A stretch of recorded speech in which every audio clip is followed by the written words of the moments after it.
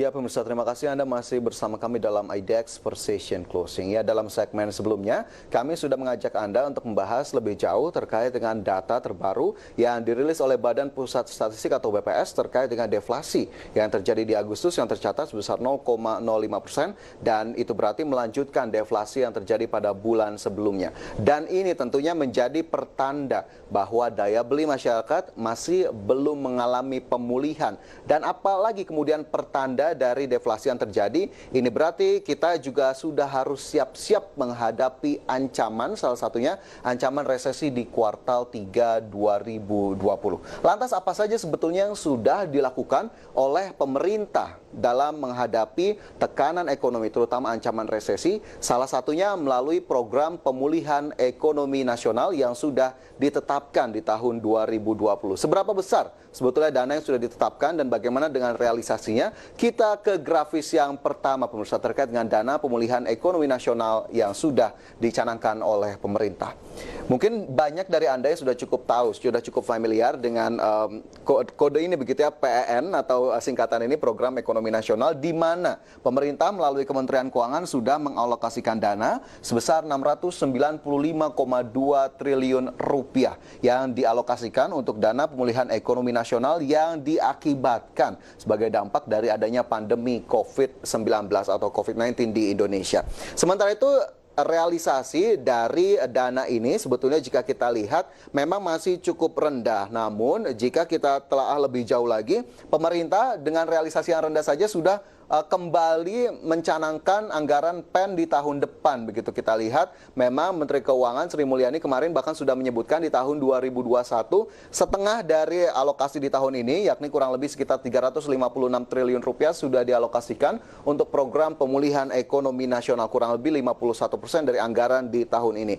Adapun penurunan perkiraan atau penurunan alokasi anggaran di tahun 2021 yang hanya sebesar 350-an triliun rupiah itu didasari oleh biaya penanganan COVID-19 yang diprediksi oleh pemerintah lebih rendah. Dan kemudian juga isu utama atau agenda utama yang diusung oleh pemerintah di tahun 2021 yakni adalah pembuatan vaksin dan juga distribusi vaksin, yang ini menjadi agenda atau diprioritaskan oleh pemerintah. Dan juga kita tahu bahwa anggaran kesehatan lah yang seharusnya memang diprioritaskan juga di tahun depan, dan pemerintah menyebut 6,2% dari APBN di tahun 2021 terutama dari sisi belanja pemerintah sudah dialokasikan untuk sektor kesehatan atau sektor healthcare. Meskipun kita tahu dengan alokasi yang ada saja di tahun 2020 ini masih sangat lambat penyerapannya, masih sangat lama sekali begitu ya penyerapan atau distribusi yang diberikan pemerintah kepada sejumlah sektor dari komponen-komponen pemulihan ekonomi nasional. Nah, kita coba lihat bersama bagaimana sebetulnya alokasi dana pemulihan ekonomi nasional untuk sejumlah item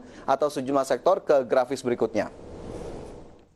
Di mana kita lihat di sini alokasi dana pemulihan ekonomi nasional 87,55 triliun rupiah dikhususkan untuk pemulihan sektor kesehatan. Kemudian yang kedua yakni 203,9 triliun rupiah untuk pemulihan sektor perlindungan sosial. Sementara yang ketiga yakni insentif dunia usaha 120,61 triliun rupiah. Dan tiga item lainnya yakni pemulihan sektor UMKM sebesar 123,46 triliun rupiah, pembiayaan korporasi 53,57 triliun rupiah, dan juga kementerian atau lembaga dan juga Pemda sebesar 106,1 triliun rupiah dengan total 695,2 triliun rupiah. Sementara itu dari cukup banyak item ini sendiri, saya akan ajak Anda untuk highlight salah satunya yakni pemulihan sektor kesehatan.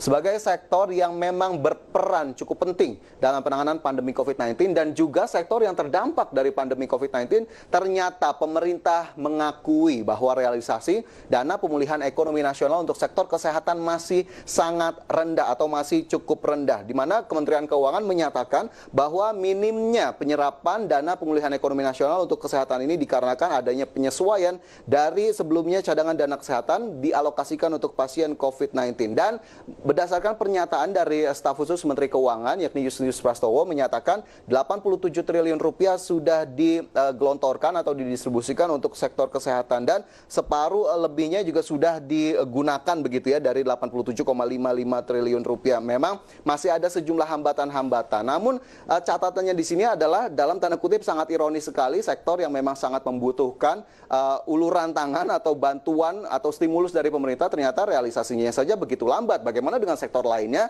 yang memang juga tidak kalah parah dampak dari pandemi COVID-19 ke sektor tersebut. Kemudian lebih jauh, staf khusus Menteri Keuangan juga menyebutkan sisa cadangan anggaran kesehatan yang dialokasikan untuk infrastruktur penanganan COVID di Indonesia ini akan digeser begitu ya menjadi penanganan infrastruktur COVID-19 di Indonesia. Dan ini lagi-lagi memang menjadi satu hal yang patut dipertanyakan. Kenapa akhirnya realisasi di awal saja belum terpenuhi, malah alokasinya digeser untuk vaksin dan juga distribusi vaksin. Ini sepertinya yang juga banyak dipertanyakan, terutama oleh para pengamat di sektor kesehatan. Sementara itu memang dari sisi penyerapan, bahkan Dewan Perwakilan Rakyat saja atau DPR mendesak pemerintah untuk lebih gesit dalam penyerapan realisasi anggaran pemulihan ekonomi nasional, di mana per 19 Agustus realisasinya baru 174,19 triliun rupiah dari total 650 triliun rupiah atau baru hanya 25,1%. Padahal kita tahu perjalanannya sudah cukup lama, sudah beberapa bulan dan sejak ditetapkannya alokasi dana pemulihan ekonomi nasional. Tapi kenapa memang begitu lambat sehingga akhirnya harus terus didesak. Dan memang lagi-lagi pemerintah mengakui masih ada sejumlah hambatan terutama dari sisi bantuan langsung tunai atau bantuan sosial, di mana belum adanya integrasi data yang begitu baik, begitu mutakhir sehingga akhirnya harus dilakukan pembaruan di tengah jalan. Dan tentunya ini menghambat begitu ya, di mana masyarakat sudah mungkin dalam tanda kutip sudah sangat tersiksa begitu ya dengan kondisi yang ada, tekanan ekonomi yang begitu kencang, tapi realisasi atau distribusinya juga masih belum begitu lancar. Sepertinya ini juga yang harus menjadi perhatian utama pemerintah dan menjadi PR yang harus segera diselesaikan. Kita lanjut ke grafis berikutnya, pemirsa, masih terkait dengan pemulihan ekonomi nasional. Bagaimana dengan sektor lainnya, UMKM? Kita coba lihat dana pemulihan ekonomi nasional untuk UMKM. Di sini kita coba lihat total 123,4 triliun rupiah yang lagi-lagi terbagi dalam beberapa item begitu ya. Yang pertama yakni PPh final UMKM yang ditanggung pemerintah senilai 2,4 triliun rupiah, di mana Direktorat Jenderal Pajak sudah menyatakan UMKM dibebaskan begitu ya. Kemudian juga belanja imbal jasa penjaminan sebesar 5 triliun rupiah, subsidi bunga 35,28 triliun rupiah, pembiayaan investasi kepada koperasi melalui LPDB senilai 1 triliun rupiah, kemudian penjaminan untuk modal kerja senilai 1 triliun rupiah dan juga penempatan dana untuk restrukturisasi kredit senilai 78,78 triliun rupiah.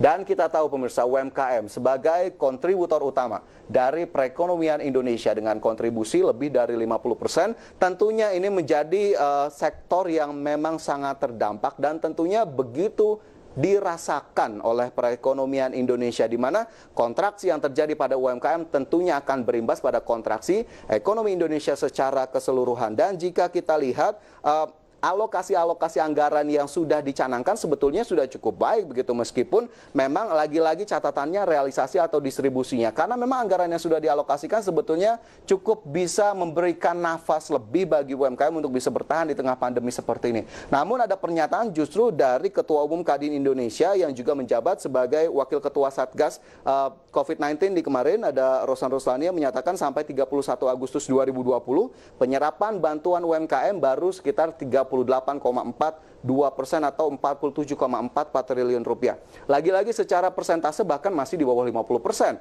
Karena kita lihat tadi masih ada hambatan-hambatan yang juga ditemui. Tapi pertanyaan besarnya kembali, bagaimana kemudian ekonomi Indonesia bisa improve atau bisa recover ketika realisasi bantuan untuk UMKM-nya saja masih terhambat, bahkan masih di bawah 50%. Ini apakah sudah ada langkah-langkah yang dilakukan begitu oleh pemerintah untuk kemudian membebaskan atau menghilangkan hambatan-hambatan yang ada? Tentunya kita juga harus tetap kritisi langkah yang terus dilakukan oleh pemerintah. Kemudian selain itu tadi masih dari Kadin Indonesia juga menyoroti kemudahan-kemudahan bagi pelaku usaha terutama UMKM untuk mendapatkan insentif-insentif yang sudah disiapkan oleh pemerintah. Bahkan banyak dari pelaku UMKM yang menyatakan Kita belum dapat restrukturisasi, kita belum bisa mengajukan jaminan modal kerja, kita belum bisa mendapatkan subsidi bunga karena memang masih adanya sejumlah halangan-halangan atau hambatan yang ditemui. Nah, ini juga menjadi poin utama agar kemudian pemerintah memberikan kemudahan-kemudahan. Dan jangan lupa pemirsa, tidak semua UMKM sudah bankable atau terkoneksi dengan perbankan, dan ini juga harus diperhatikan atau difikirkan oleh pemerintah agar tidak terlantar, agar tidak dipinggirkan atau termarginalkan, sehingga semua pelaku UMKM mendapatkan kesetaraan yang sama dalam menghadapi pandemi COVID-19.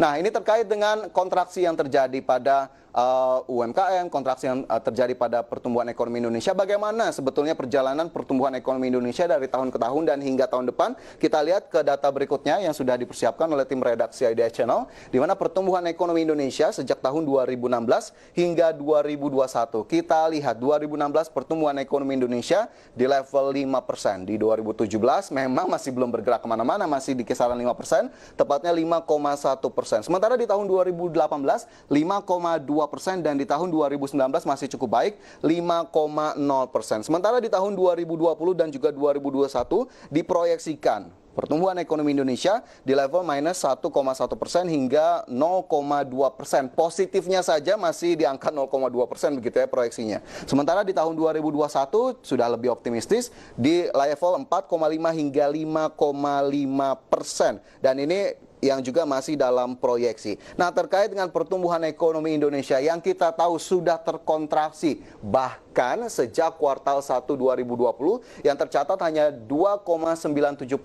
dan kemudian kembali turun di kuartal kedua, bahkan anjlok cukup dalam ke level minus 5,32%. Secara teknikal ini cukup banyak pihak yang menyebut Indonesia sudah mengalami resesi karena sudah turun dari kuartal 4 di 2019, kemudian ke kuartal 1, kemudian dari kuartal 1 ke kuartal 2. Meskipun memang pemerintah menyatakan melalui Menteri Keuangan resesi itu dilihat dari pertumbuhan ekonomi secara year on year. Jadi memang masih ada butuh waktu satu kuartal lagi untuk melihat apakah Indonesia terkonfirmasi benar-benar memasuki zona resesi. Kita lihat nanti di kuartal ketiga. Sementara dari kalangan pengamat atau ekonom menilai Indonesia memang sudah harus siap menghadapi ancaman resesi karena diproyeksikan di kuartal 3 juga masih mengalami pertumbuhan ekonomi yang minus atau negatif. Sementara pendapat lain juga menyebut salah satu hal yang harus diperhatikan oleh pemerintah yakni sisi spending atau government spending atau belanja pemerintah yang harus ditingkatkan untuk kemudian minimal tidak sedalam di kuartal kedua pertumbuhan ekonomi di mana menyentuh minus 5,32% sehingga di kuartal 3 dan kuartal 4 masih bisa improve meskipun memang sepertinya kalangan ekonom masih cukup sepakat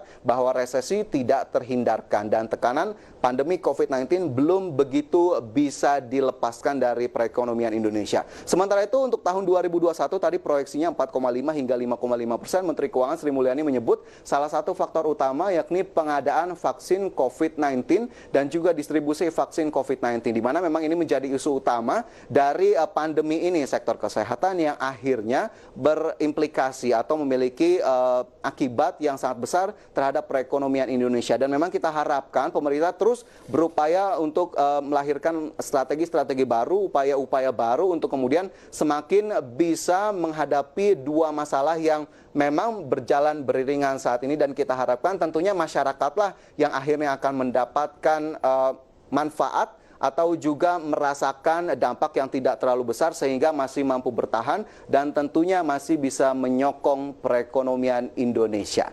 Ya pemirsa, IDX Precision Closing segera kembali usai jeda berikut ini.